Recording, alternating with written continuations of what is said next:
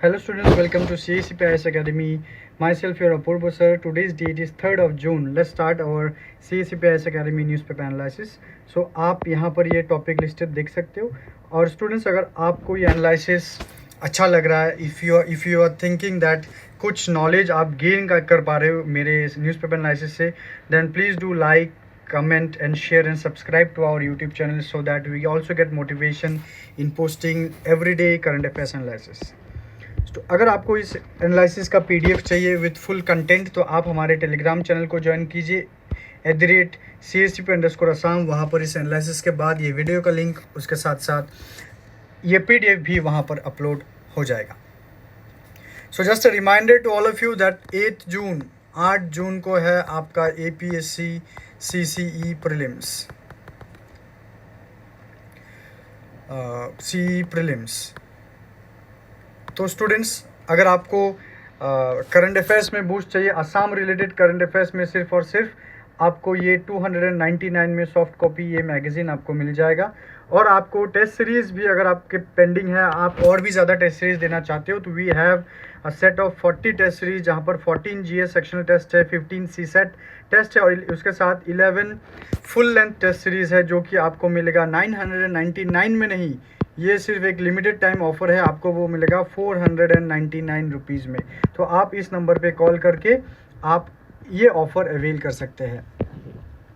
Students, अगर आप अपना प्रिपरेशन अभी शुरू कर रहे हो, या फिर आपके कोई जानने वाले कज़िन हो, फ्रेंड्स हो, वो भी प्रिपरेशन शुरू करना चाहते हैं, तो आप हमारे CACPIS एकेडमी के GS फाउंडेशन बैच, जहाँ पर 3 टाइम स्लॉट्स है, as per your convenience you can take admissions in any of the batches. अधिक जानकारी के लिए आप इस नंबर पे कॉल कीजिएगा. सो लेट्स स्टार्ट अवर एनालिसिस. तो आज हम 6 टॉपिक डिस्कस करने वाले. That is the first one is wastage crisis of Assam, जो कि असम ट्रिब्यून में आज एडिटोरियल में आया है. FDI में डिक्लाइन देखने को मिला है. Then the recently happened Shangri-La dialogue में क्या अपडेट आया है वो हम देखेंगे. जापान में AI एक्ट रिसेंटली पास हुआ है मई के महीने में, वो हम देखेंगे. Then what are the impact of monsoon in north east. And lastly एक फेस्टिवल के बारे में हम जानेंगे, जो कि है Kheer Bhavani festival. Alright, so let's start. The first one, wastage crisis in Assam. तो यहाँ पर वेस्टेज क्राइसिस जो है, यहाँ पर हम डिस्कस करेंगे about the triple wastage crisis. 3 wastage crisis के हम यहाँ पर डिस्कस करेंगे. देखिए, यहाँ पर जो आज एडिटोरियल है उसमें जो उसका टाइटल है वो है waging a war on wastage. तो ये थोड़ा सा डिटेल्ड एनालिसिस होगा, डिस्कशन होगा कि what are the reasons and what are the data related the wastage, और यहाँ पर करने लायक क्या क्या चीज़ें हैं कि उस वेस्टेज को कम किया जाए. तो आप यहाँ पर देख सकते हो, it covers under your GS 3 paper. जो टॉपिक्स को कवर करता है ये solid waste management, urban governance, ecological impact and Swachh Bharat. तो प्रीलिम्स में these are the topics which are important, और मेंस के लिए ये जो टॉपिक आप यहाँ पर देख पा रहे हो, this will be very much helpful. So देखिए, it is not possible in a single newspaper analysis to discuss about each and every topic in a single video. की एक टॉपिक के लिए एक अलग से वीडियो बन सकता है. पर मेरा पर्पस क्या है यहाँ पर, मेरा पर्पस ये है कि अगर आपको टॉपिक दे दिया जाए, इस एनालिसिस में कुछ टॉपिक कवर्स होता है और कुछ टॉपिक्स आप अपने से भी रिसर्च करके अपना वैल्यू एडिशन आप कर सकते हो. Alright, so do not ignore this purple colour box. यहाँ पर प्रीलिम्स और मेंस में जो टॉपिक्स लिस्टेड है उसमें भी आप अपना रिसर्च ऑब्वियसली करिएगा. So what it is written here, Assam like many other states in India is battling not a visible calamity but a silent crisis. कि असम जो एक साइलेंट क्राइसिस के साथ यहाँ पर बैटल कर रहा है. तो what is the silent crisis here, ये सिर्फ और सिर्फ फूड क्राइसिस नहीं है, ये एक ट्रिपल क्राइसिस है, जहाँ पर नंबर 1 फूड वेस्टेज हम देखेंगे, then number 2 we will see water wastage, and number 3 electricity wastage. So if you see here data, अगर आप देखते हो कि फूड एंड एग्रीकल्चरल ऑर्गेनाइजेशन उसने एस्टिमेट दिया है कि globally 1/3 of the food is wastage. अगर फूड जितना प्रिपरेशन होता है उस प्रिपरेशन से 1/3 भाग फेंक दिया जाता है, and which cause around 8% of green house gas emission. तो स्पेशली जो एमिशन होता है यहाँ पर मीथेन एमिट सबसे ज़्यादा होता है. ऑलराइट, नेक्स्ट इंडिया के अगर डेटा हम देखते हैं, So rupees 92,000 crore worth of food is wasted annually. Households account for 70%. तो इस 92,000 करोड़ वर्थ का जो फूड वेस्ट होता है इंडिया में, उस सबसे ज़्यादा कंट्रीब्यूट कौन करता है? सबसे ज़्यादा कंट्रीब्यूट हाउस होल्ड खुद करता है। मतलब 70% फूड वेस्टेज हम हमारे घर से ही कंट्रीब्यूट कर रहे हैं कि भाई हम जितना खाते हैं उससे ज़्यादा हम वेस्ट कर रहे हैं। ऑलराइट, तो यहाँ पर एक बहुत ही मतलब पिक्चर आप देख पा रहे हो कि शायद कोई एक प्रोग्राम था, मैरिज सेरेमनी, कुछ ऐसा होगा कि यहाँ पर बहुत amount of food has been wastage. Alright, Assam का अगर एस्टिमेट आप देखते हो, estimated food wastage is rupees 2,300 crore per year. हर साल 2,300 करोड़ का फूड वेस्ट होता है। Despite this 30% children are under 5 are underweight. देखिए यहाँ पर एक क्या है, यहाँ पर एक पैराडॉक्स है कि what is a paradox. Paradox मतलब कि एक दो ऑपोजिट सिचुएशन एक ही टाइम में एग्जिस्ट करना, कि ऐसा सिचुएशन कि अगर सिचुएशन ए हो तो बी नहीं होना चाहिए, अगर बी हो तो ए नहीं होना चाहिए। पर जब सिचुएशन ए और सिचुएशन बी दोनों ही एग्जिस्ट कर रहा है, उसी को कहा जाएगा पैराडॉक्स। जैसे कि इन वन हैंड कि इंडिया में फूड वेस्टेज अगर हो रहा है तो मतलब food production, availability of food India में बहुत ज़्यादा है, but on the other hand there is malnutrition, कि बच्चे जो है वो अंडरवेट है। यहाँ एक साइड में फूड फेंक दिया जा रहा है और दूसरे साइड बच्चे अंडरवेट है, मेल नरिश्ड है। So that is the paradox which exist है। सो सबसे ज़्यादा फूड वेस्टेज सोर्सेज क्या है? नंबर 1 में आता है हाउस होल्ड, नंबर 2 में आता है शादी ब्याह, एंड नंबर 3 में रेस्टोरेंट्स। ऑलराइट, सो ये जो इंफॉर्मेशन है that is very very important for mains examination. देखिए 8 जून के बाद you will be writing for mains, right, you will be preparing for 2 to 3 months extensively for mains.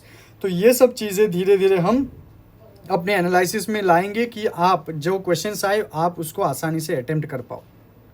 Next is your water wastage. तो nationally अगर आप देखते हो 48.42 billion litres of water are wasted daily, which accounts for 17.68 trillion litres per year. और उसमें असम का जो share है 442 billion litres per year, worth rupees 4,420 crore पानी वेस्ट होता है असम में।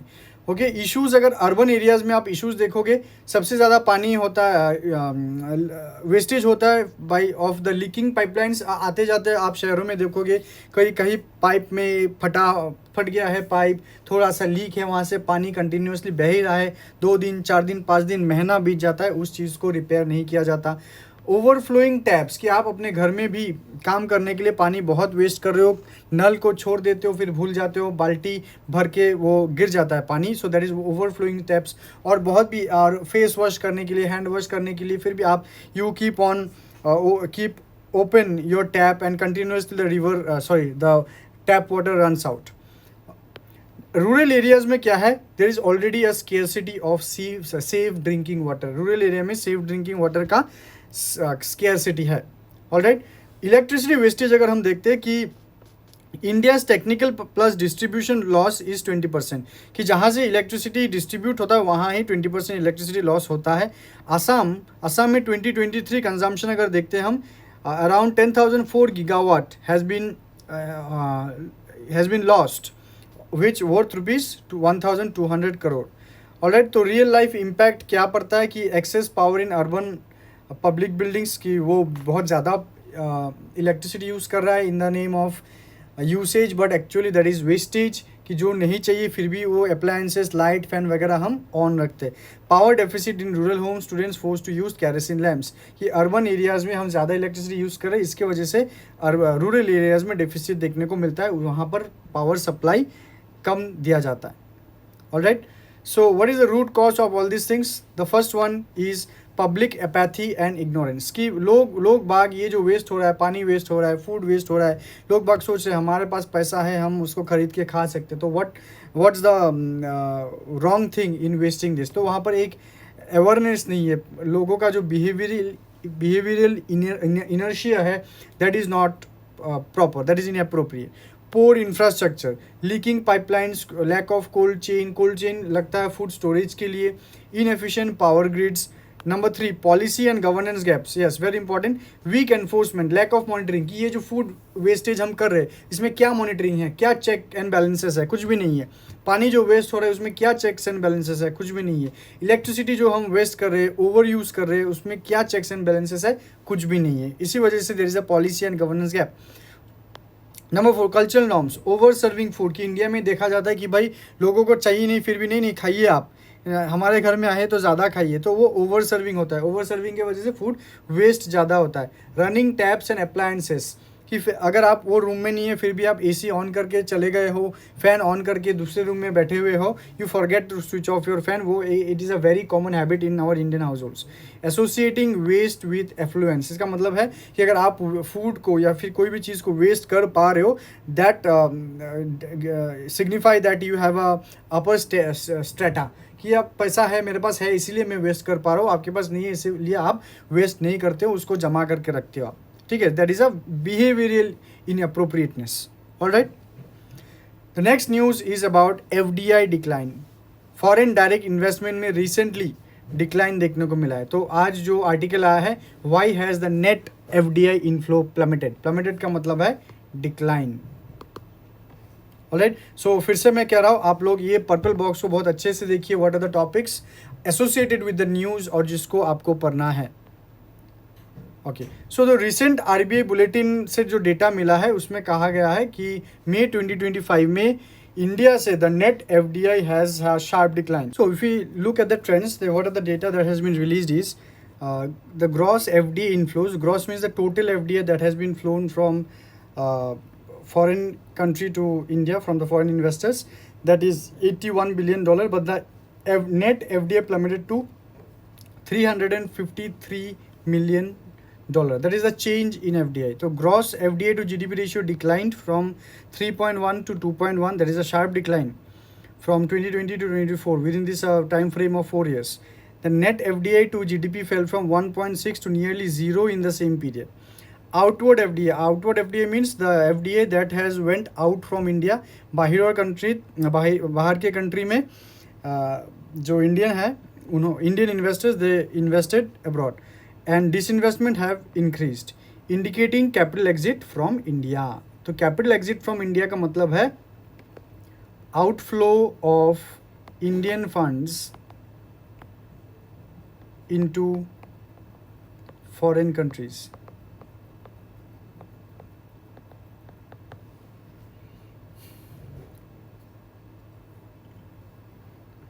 Alright, so what are the reasons here? The reasons, the first reason is rise in outward FDI and disinvestment, means outward FDI that Indians are doing investment outside India, and disinvestment, they are continuously selling off Indian stocks. High correlation of inward and outward FDI, the same thing, it is just a technical thing. High correlation of inward and outward FDI, there is a very lesser difference. So there must be more inward FDI and less outward FDI, but it has been closed, means there is inward FDI, but outward FDI is also much like inward. Shift towards brownfield over greenfield. See, greenfield projects means new projects, brownfield projects means existing projects जिनको complete करना है, ठीक है। याद रखिए, ये पूछा जा सकता है एग्जामिनेशन में। ग्रीनफील्ड प्रोजेक्ट मतलब है नया प्रोजेक्ट और ब्राउनफील्ड प्रोजेक्ट है the existing projects. Falling share in gross fixed capital formation, इसका मतलब क्या है कि ग्रॉस फिक्स्ड कैपिटल फॉर्मेशन का मतलब है नेट एसेट क्रिएशन। जो नेट एसेट क्रिएशन है इंडिया में उसमें भी स्लो ग्रोथ देखने को मिला है। Okay, and there are some other global factors like the US, but Trump ने जो ट्रेड पॉलिसीज़ लगाए थे उसके लिए डेट मार्केट ऊपर उठा था, इसीलिए भी लोग इंडिया से स्टॉक्स बेच के वो बाहर लगा रहे थे। Alright, so what are the implications? अगर लो नेट एफडीआई है, it will reflect weak investor confidence, high disinvestment, short term gains prioritised over long term growth. कि हाई डिसइन्वेस्टमेंट क्यों होता है कि अगर डेट मार्केट ऊपर उठता है, मतलब इंटरेस्ट रेट्स अगर ऊपर जाए तो लोग स्टॉक्स को सेल करके डेट में पैसा लगाएंगे, तो वो जो स्टॉक सेल होगा उसको ही कहा जाएगा डिसइन्वेस्टमेंट। कि शॉर्ट टर्म गेन के लिए लोग लॉन्ग टर्म ग्रोथ को प्रायोरिटाइज नहीं करते। लो ग्रीनफील्ड इन्वेस्टमेंट मतलब नए प्रोजेक्ट्स में इन्वेस्टमेंट्स कम आ रहा है तो there will be limited job creation and industrial capacity, also there will be a capital flight. मतलब कि इंडिया में जो पोटेंशियली टैक्स कॉन्डुइट, मतलब कि यहाँ पर पैसा रखा जाता है for a temporary period of time कि टैक्स कम देना पड़े, इसके वजह से और बाहर अगर अच्छा खासा पैसा मिलेगा वो बाहर करेंगे, not taking India as a good investment destination which can be very very harmful for India's investment and industrial sentiments. Next is the Shangri-La dialogue. Okay, so there is the dialogue, Shangri-La dialogue has happened very recently. और तो उसके बारे में आपको देखना होगा। Shangri-La dialogue related जो facts है वो प्रीलिम्स में आएगा और मेंस में भी कुछ कुछ, जैसे इंडिया सिक्योरिटी आउटरीच की सिक्योरिटी रिलेटेड, टेररिज्म रिलेटेड बातचीत भी हुए हैं, तो वो सब आपको देखना है। ठीक है, तो let's see what is this Shangri-La dialogue. The Shangri-La dialogue is an annual intergovernmental security forum. याद रखिए, ये वाला पूछा जा सकता है, ये वाला लाइन कि सांग्रीला डायलॉग जो है ये एक इंटर गवर्नमेंटल, मतलब कंट्रीज, डिफरेंट कंट्रीज के गवर्नमेंट्स के बीच एक सिक्योरिटी फोरम है which is conducted by International Institute for Strategic Studies in Singapore. ठीक है, सिंगापुर में International Institute of Strategic Studies जो है वो कंडक्ट करता है every year the Shangri-La dialogue. Now what is the function of this? It acts as a track 1 diplomatic platform for Asia Pacific defense minister, military chiefs and policy makers to discuss regional and global security issues. ठीक है, तो यहाँ से आपको पता चलेगा कि India और पाकिस्तान के बीच जो ये टेररिज्म वाला इशू है that has also been discussed in the Shangri-La dialogue. It includes countries from Asia Pacific, Europe and North America. So these 3 points are very very important for your prelims perspective. ये अच्छे से आप देख लीजिए, यहाँ से question आएगा अगर सांग्रीला डायलॉग रिलेटेड क्वेश्चंस आता है तो। सो ये अभी जो ये 2025 में जो डायलॉग हुआ है वहाँ पर ये जो अपडेट है यहाँ पर ये दिया गया है। Now we will discuss one by one. First one is US China strategic competition intensifies. तो यहाँ पर क्या हुआ, जो यूएस डिफेंस सेक्रेटरी है पेटे हेग्सेट,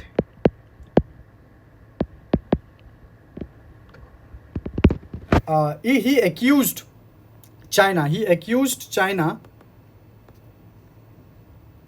और कहा कि China being an imminent threat to Indo Pacific. जो इंडो पैसिफिक रीजन है, चाइना उस रीजन का एक थ्रेट है। It every time tries to destabilize, China every time tries to destabilize the South China Sea region. हमेशा से ये साउथ चाइना सी रीजन को डिस्टेबलाइज करते आ रहा है because China always had a tales कि it has a claim on South China Sea and the world says कि साउथ चाइना सी जो है वो इंटरनेशनल वाटर्स है। Okay, and always China bye it creates a sensitive period by rapid military built up.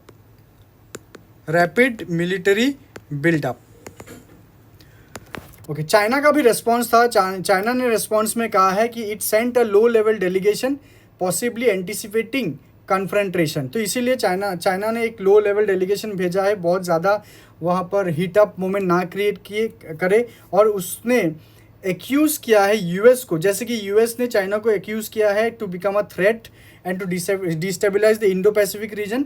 China ने US को accuse किया है for destabilising the Asia Pacific region. ठीक है, सुन लीजिए, यूएस ने चाइना को एक्यूज़ किया है for destabilization of Indo Pacific. China ने यूएस को एक्यूज़ किया है for destabilizing Asia Pacific and call the US statements as groundless accusations. और मतलब एक लाइन में अगर बोले सरासर खारिज कर दिया गया है चाइना ने यूएस के द्वारा ये जो स्टेटमेंट्स दिया गया है। Alright, next number 2 is transatlantic tensions, US versus European allies. तो यहाँ पर क्या जो पेटे हेग्सेट है, it urge the European nations to focus on European security and to increase defence spending over engaging in Indo Pacific region. ठीक है, Europe का रेस्पॉन्स क्या है, it refuse to disengage from the Indo Pacific region. तो वहाँ जो engagement है Indo Pacific region में यूरोप का, वहाँ से उन्होंने मना कर दिया, हम वहाँ से डिसएंगेज नहीं करेंगे, हम वहाँ अपना जो इन्फ्लुएंस है वहाँ हम बना के रखेंगे। Alright, then is Macron's third party doctrine. Macron means France French president Emmanuel Macron के बारे में यहाँ बात हो रहा है। तो he has given the third path doctrine. तो what he said here, the first one, he reiterated that France independent Indo Pacific strategy, कि फ्रांस का एक इंडिपेंडेंट इंडो पैसिफिक स्ट्रेटेजी है, उसमें वो कोई भी दखल अंदाजी नहीं चाहता है। ही प्रपोज्ड अ कोलिजन, सुन लीजिए अच्छे से, he propose a collision of Europe and Asia, Europe और एशिया का वो कोलिजन चाहता है, and equidistant from US and China, Europe और एशिया का अलग से कोलैब होगा जो यूएस और चाइना दोनों से ही एक डिस्टेंस बना के वो कोलैबोरेशन करेगा without any inclination. Next and third one is he highlighted a paradigm shift, means significant shift in alliances post, especially post Ukraine वार। ठीक है, तो मतलब जो एलाइज है, जो अभी कुछ कंट्रीज एक मतलब फर्स्ट वर्ल्ड सेकेंड वर्ल्ड जो है, तो उसमें भी वो चेंजेस प्रपोज करता है। The fourth one is concerns over China support to Russia, कि the Chinese military supplies to Russia, और रशिया को वो सपोर्ट कर रहा है to confront Ukraine. North Korean troops facilitated by China in Ukraine conflict. And the last one is the broader implications of Chinese assertiveness for European security. ठीक है, and the last one that has been discussed is India Pakistan presence. ठीक है, तो वहाँ पर वही operation सिंदूर और जो मई के 10 तारीख को जो सीज फायर साइन किया गया है या फिर वो ऑरली साइन हुआ है, उसके बारे में भी डिस्कशंस कुछ हुए हैं। ठीक है, this is the update regarding the Shangri-La dialogue 2025। Now we will see Japan AI act. तो जो आर्टिकल आया है, वो how Japan new AI act fosters and innovation first ecosystem. मतलब यहाँ पर आप भी शायद इसको फॉलो किए होंगे, हम AI को रेगुलेट करने के बारे में कह रहे हैं, alright, to regulate the AI, but Japan ने एक AI एक्ट प्रपोज किया है, वो पास किया है कि वहाँ AI को यूज़ किया जाएगा फॉर इनोवेशन। ओके, तो वही हम देखेंगे। ठीक है, तो जापान ने ये वाला जो एक्ट है, देखिए, act on the promotion of research development and utilization of AI related technologies, उसको पास किया है, which actually give the assertiveness to this AI कि भाई वो अच्छे के लिए यूज़ होगा। And it has been influenced by European unions AI act which offers a unique first governance model. तो हम देखते हैं जापान का जो AI एक्ट है उसका फीचर्स क्या क्या है। The first is philosophy, innovation first, coordination oriented, कि AI जो होगा वो हेल्प करेगा इनोवेशन में, ना कि जॉब ले लेने में। Number 2, regulation style, voluntary guidelines, no risk classification. ठीक है, जो रेगुलेशन स्टाइल होगा वो वॉलेंटरी होगा, ना कि कोई भी स्ट्रिक्ट रेगुलेशन होगा। Execution authority, AI strategy headquarters under the cabinet, तो कैबिनेट के अंदर ही एक डिपार्टमेंट बना दिया जाएगा, headquarter AI strategy headquarter. Main goal क्या है, economic revival, societal development, international competitiveness, ये तो इजी आपको पता है। एनफोर्समेंट, नो लीगल पेनल्टीज, कि अगर इसको ब्रीच हो जाए तो इसमें कोई भी लीगल पेनल्टी नहीं है। Relies on cooperation and soft guideline, कि अच्छी तरह से रेगुलेटरी होगा बट ये फैसिलिटेट करेगा इनोवेशन को। Focus area research and development में होगा, पब्लिक एजुकेशन में होगा, इंटरनेशनल कोलैबोरेशन में होगा, और एथिक्स में भी ध्यान दिया जाएगा। ऑलराइट, तो ये आपको देखना है।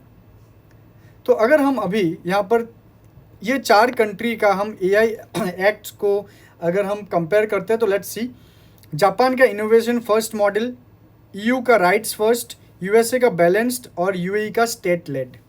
ठीक है, मतलब Japan is focusing more on facilitation, it is voluntary, cooperative, we have discussed it, and it will build trust in institutions. European union का जो है rights first, which is risk tiered, legally binding and penalty है, इसमें strict regulation है। और US का जो है ये बैलेंस्ड है, कि वो इनोवेशन में भी फोकस करेगा और वो रेगुलेटरी भी होगा। और UAE में जो है वो है स्टेट लेड, तो जो पूरा AI है that will be controlled by the state, executive driven, agile and pro business.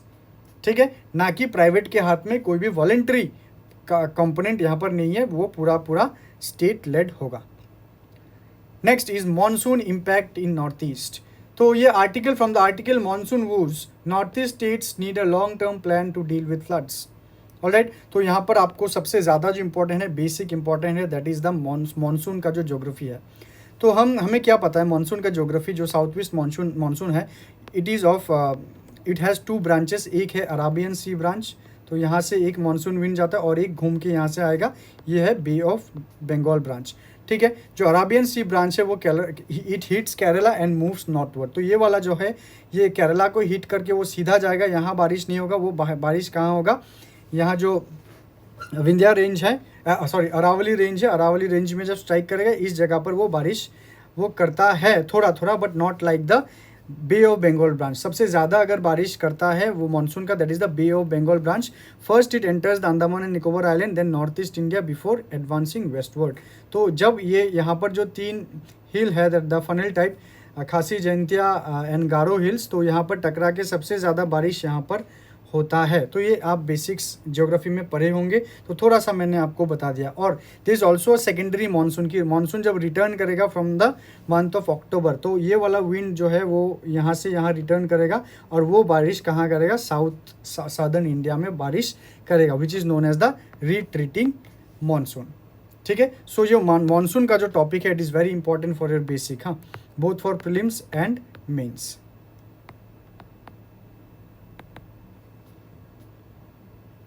Okay, so जो रिसेंट इवेंट्स है, रिसेंट इवेंट्स में क्या देखने को मिला है, 3 लाख लोग इफेक्ट हुए हैं असम में due to overflowing reverse.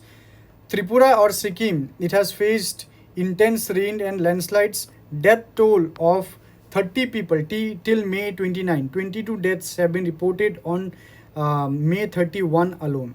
Okay, there is also an accident in Tista River. A bus fell into swollen river, indicative of crumbling infrastructure and emergency response lapses. ठीक है। तो इन सब को एड्रेस करने के लिए these are the way forward that is listed, और ये आपके मेंस के आंसर राइटिंग के लिए बहुत ही ज़्यादा इंपॉर्टेंट है। ठीक है। तो ये PDF को आप डाउनलोड कर लीजिए हमारे टेलीग्राम चैनल से, और आप इस प्रिपेयर रहिए आने वाले मेंस के लिए भी।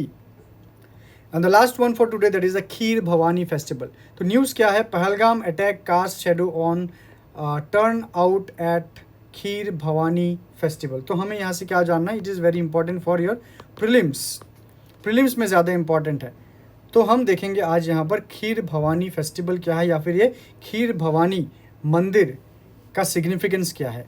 ठीक है। सो ये जो फेस्टिवल है Kheer Bhavani festival, it is celebrated in the Kheer Bhavani temple specially by the Kashmiri Pandit community, and this temple is worshipped of Shakti, which is considered to be one of the Shakti Pithas. Alright, और ये जो मंदिर है वो नष्ट हो गया था after the 1990 exodus of Kashmiri pandits, of the killing of the Kashmiri pandits. उसके बाद फिर से इसको रिस्टोर किया गया, और एक अच्छी बात क्या है, इसमें जो कुछ लोकल मुस्लिम कम्युनिटीज़ है वो भी वहाँ पर जाते हैं विजिट करने के लिए, which shows the Kashmir composite culture. ठीक है। तो इसका लोकेशन क्या है, ये लोकेशन है Tulmulla village in Ganderbal district near Srinagar. ठीक है। और वो जो टेम्पल है ना ये एक स्प्रिंग के ऊपर है, तो यहाँ पर आप पानी देख सकते हो, this is the water body, so it is a spring here. So ये मानना है कि ये जो स्प्रिंग है, ये जो पानी है, इसका कलर चेंज होता रहता है, and that change symbolises the mood, changing mood off the God और द गॉडेस। ठीक है। तो यहाँ पर और एक चीज़ जानने की ज़रूरत है आपको कि ये खीर भवानी टेम्पल जो है it is associated with goddess Ragnya Devi, a form of Durga और शक्ति। पर यहाँ पर इसको शक्तिपीठ लोकल तो मानते हैं, पर जो हमारे पुराणों में 51 और 108 शक्तिपीठास के बारे में कहा गया है, वहाँ पर खीर भवानी टेम्पल का मेंशन नहीं है। सो आप ये वाला लाइन पढ़ लीजिए, though it is revered as a Shaktipeetha by locals and devotees, classical texts like the Devi Bhagavata Puran or Kalika Puran do not list it among 51 or 108 Shakti Pithas that specify body parts of Sati. ठीक है। ये जो हम जो मानते हैं ना 51 generally हम मानते हैं, उसमें ये वाला नहीं है, तो ये प्रीलिम्स में आ सकता है अगर आता है तो। ठीक है। इस साल हो नेक्स्ट ईयर हो, जो भी आप जैसे प्रिपरेशन कर रहे हो आप ये चीज़ ध्यान में रखिए और कंटिन्यूसली उसको आप रिवाइज कीजिए। और रिमेंबर स्टूडेंट्स की मंथ के एंड में नेक्स्ट मंथ अर्ली हमारा जो मैगज़ीन है वो हमारे ऐप में CSE पे IAS एकेडमी का जो ऐप है वहाँ पर वो आ जाता है, तो आप हमारे ऐप को डाउनलोड कर लीजिए और वहाँ से मैगज़ीन्स भी आप ले सकते हैं। ठीक है। So here for today session 2 MCQs are given here, so try to solve it and write your answers in the comment section. So students, अगर आपको हमारे स्टडी मटेरियल्स में इंटरेस्टेड है तो आप स्मार्ट बुक्स हमारे ले सकते हो। इस नंबर पे कॉल करके आप डेमो भी देख सकते हो, कैसे क्या कंटेंट है आपको भेज दिया जाएगा, and you will decide and you can book your copy. Thank you so much students, we will meet in the next session. Till then take care.